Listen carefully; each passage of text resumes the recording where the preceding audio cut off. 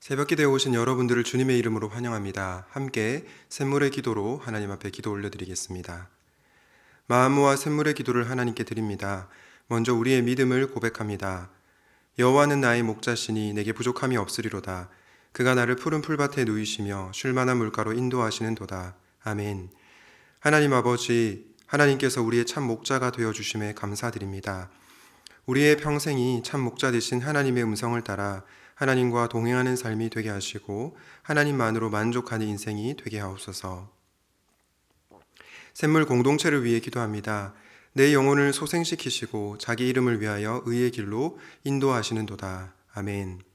하나님 아버지, 우리 샘물 공동체가 하나님만을 목자로 섬기는 교회가 되길 소망합니다. 샘물의 예배를 통해 모든 성도들이 하나님이 공급하시는 생명의 양식을 풍성히 얻게 하시고 하나님 안에서 참된 안식과 영원히 소생하는 은혜를 경험케 하옵소서. 샘물의 모든 목장들을 하나님께서 친히 돌보시어 목장 식구들이 주 안에서 하나 되게 하시고 서로를 돌아보며 사랑을 나누는 생명 공동체가 되게 하옵소서.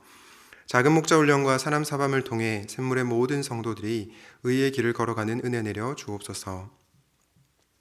사랑하는 지체들을 위해 기도합니다. 내가 사망의 음침한 골짜기로 다닐지라도 해를 두려워하지 않을 것은 주께서 나와 함께 하심이라. 아멘. 하나님 아버지, 병중에 있는 지체들을 긍휼히 여겨주시고 회복의 은혜를 주옵소서. 인생 골짜기 가운데 주께서 친히 찾아가셔서 함께하여 주시고 주의 지팡이와 막대기로 지켜주옵소서. 고난 중에도 하나님의 함께하심을 기억하게 하시고 주님의 강한 손을 의지함으로 모든 고난과 환난을 능히 견디며 주께서 주시는 힘과 용기로 승리하게 하소서. 우리의 자녀들을 위해 기도합니다. 내 평생의 선하심과 인자하심이 반드시 나를 따르리니 내가 여호와의 집에 영원히 살리로다. 아멘. 하나님 아버지, 우리 자녀들의 삶 가운데 선한 목자가 되어 주옵소서. 하나님의 선하심이 자녀들의 걸음을 이끌어 주시고 하나님의 인자하심이 뒤에서 불어오는 바람이 되어 주옵소서. 세상의 많은 시험과 시련 속에서도 끝까지 믿음을 지키게 하시고 하나님의 자녀답게 살아가게 하옵소서. 신학기를 맞아 학교 생활 가운데도 부족함이 없게 하시고 때를 따라 돕는 은혜를 허락하여 주옵소서. 오늘 하루도 선한 목자 되신 주님께서 우리와 함께 하심을 믿으며 이 모든 간구를 우리의 선한 목자 되신 예수 그리스도의 이름으로 기도드립니다. 아멘. 오늘 하나님께서 우리에게 주시는 말씀은 고린도전서 7장 25절에서 35절 말씀입니다. 처녀에 대하여는 내가 주께 받은 계명이 없으되 주의 자비하심을 받아서 충성스러운 자가 된 내가 의견을 말하노니 내 생각에는 이것이 좋으니 곧 임박한 환난으로 말미암아 사람이 그냥 지내는 것이 좋으니라. 네가 아내에게 매였느냐 노이기를 구하지 말며 아내에게서 노였느냐 아내를 구하지 말라. 그러나 장가가도 죄짓는 것이 아니요 처녀가 시집가도 죄짓는 것이 아니로되 이런 이들은 육신의 고난이 있으리니 나는 너희를 아끼노라. 형제들아, 내가 이 말을 하노니 그때가 단축하여진 고로 이후부터 안에 있는 자들은 없는 자 같이 하며 우는 자들은 울지 않는 자 같이 하며 기쁜 자들은 기쁘지 않은 자 같이 하며 매매하는 자들은 없는 자 같이 하며 세상 물건을 쓰는 자들은 다 쓰지 못하는 자 같이 하라. 이 세상의 외형은 지나감이니라. 너희가 염려 없기를 원하노라. 장가가지 않은 자는 주의 일을 염려하여 어찌하여야 주를 기쁘시게 할까 하되 장가간 자는 세상 일을 염려하여 어찌하여 아내를 기쁘게 할까요? 마음이 갈라지며 시집가지 않은 자와 처녀는 주의 일을 염려하여 몸과 영을 다 거룩하게 하려 하되 시집간 자는 세상 일을 염려하여 어찌하여야 남편을 기쁘게 할까 하느니라. 내가 이것을 말함은 너희의 유익을 위함이요 너희에게 올무를 놓으려 함이 아니니 오직 너희로 하여금 이치에 합당하게 하여 흐트러짐 없이 주를 섬기게 하려 함이라. 아멘.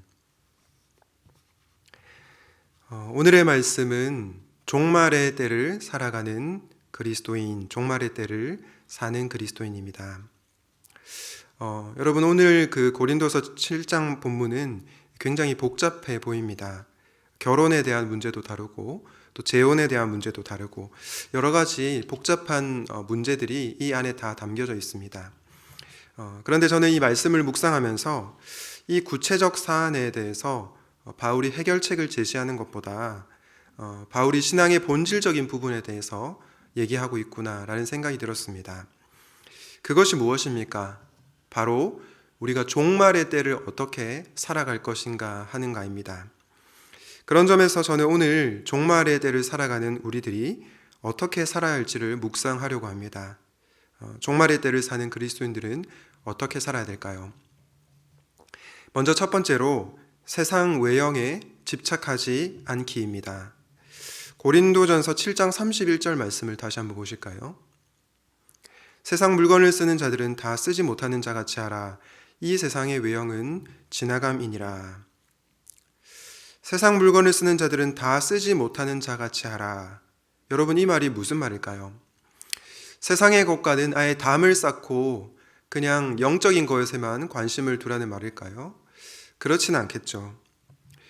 그런데도 왜 바울은 세상 물건을 쓰는 자들을 다 쓰지 못하는 자 같이 하라 라고 얘기하고 있습니까? 그 다음에 나오는 내용 때문인데요. 바로 세상의 외형이 다 지나가기 때문입니다. 다르게 말해서 이 세상의 것은 영원하지 않기 때문입니다.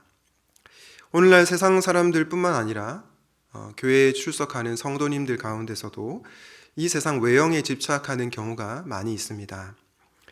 왜 그럴까요? 세상 것은 눈에 보이기 때문이죠. 그러나 우리가 믿는 영원, 생명, 구원 이런 것들은 눈에 보이지 않습니다.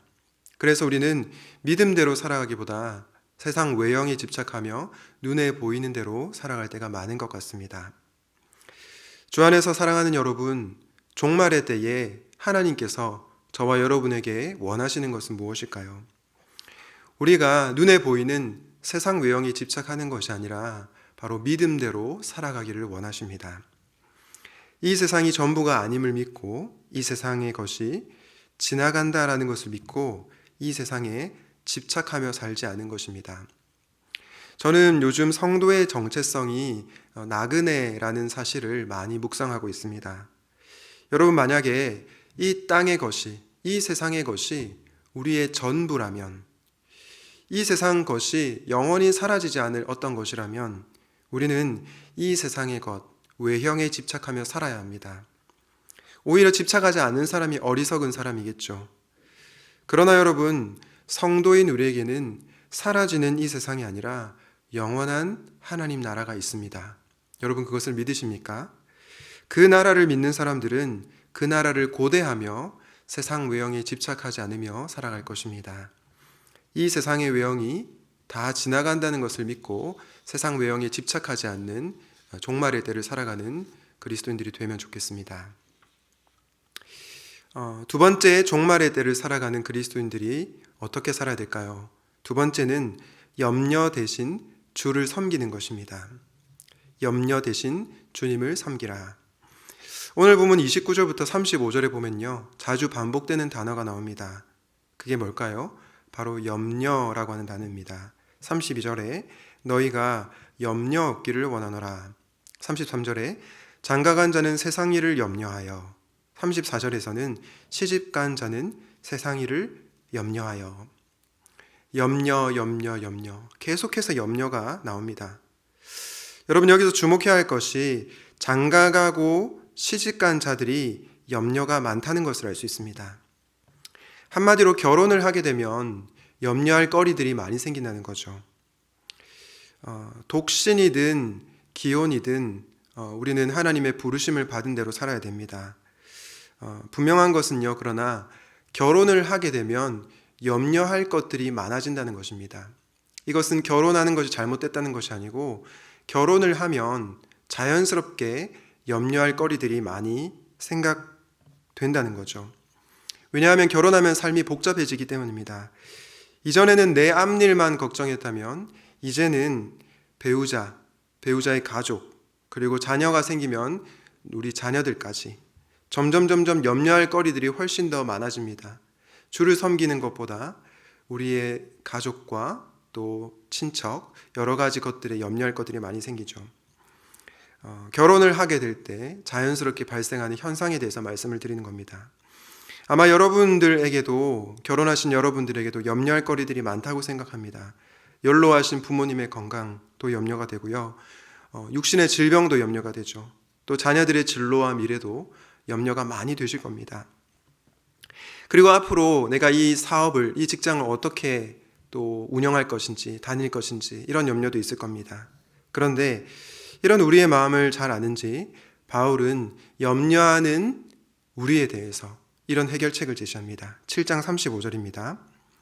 내가 이것을 말하면 너희의 유익을 위함이요 너희에게 올무를 놓으려 함이 아니니 오직 너희로 하여금 이치에 합당하게 하여 흐트러짐 없이 주를 섬기게 하려 함이라. 여러분, 바울이 염려하는 인간에 대해서 어떤 조언을 하고 있습니까? 오직 너희로 하여금 이치에 합당하게 하여 흐트러짐 없이 주를 섬기게 하려 함이라. 여러분, 무슨 뜻입니까? 염려하는 대신 주님을 섬기라는 것입니다. 이 말이 좀 잔인하게 들릴 수 있을지 모르겠습니다. 아니, 어떻게 염려가 넘치는데, 걱정할 거리들이 많은데 주님을 섬기라니요?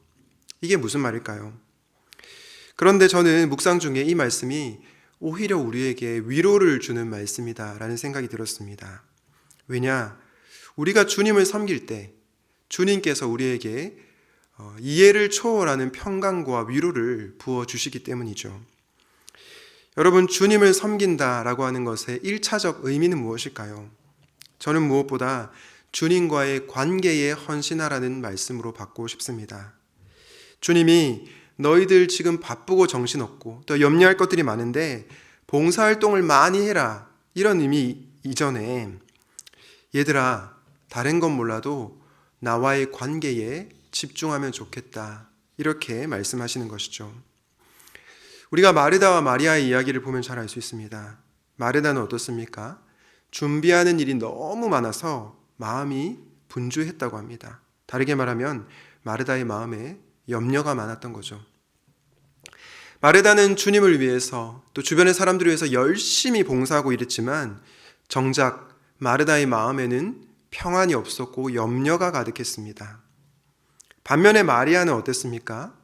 많은 일로 염려하고 근심하는 대신 주님의 발치 아래 앉아서 그분의 말씀을 들었습니다. 그런 마리아를 향해 주님이 이렇게 말씀하십니다. 마리아는 이 좋은 편을 택하였으니 빼앗기지 아니하리라 하시니라. 사랑하는 여러분, 여러분은 매일 아침 눈을 뜰 때 염려를 묵상하십니까? 아니면 우리 주님을 묵상하십니까?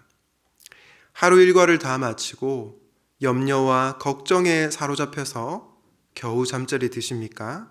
아니면 나의 염려를 그분께 맡기고 평안한 잠자리에 드십니까? 바라기는 주님과의 관계에 우선순위를 두므로 주님을 섬김으로 염려 대신 평안을 누리는 종말의 때를 살아가는 그런 그리스도인들이 되시기를 주님의 이름으로 축복합니다. 종말의 때를 사는 그리스도인이라는 제목으로 말씀을 나누고 있습니다.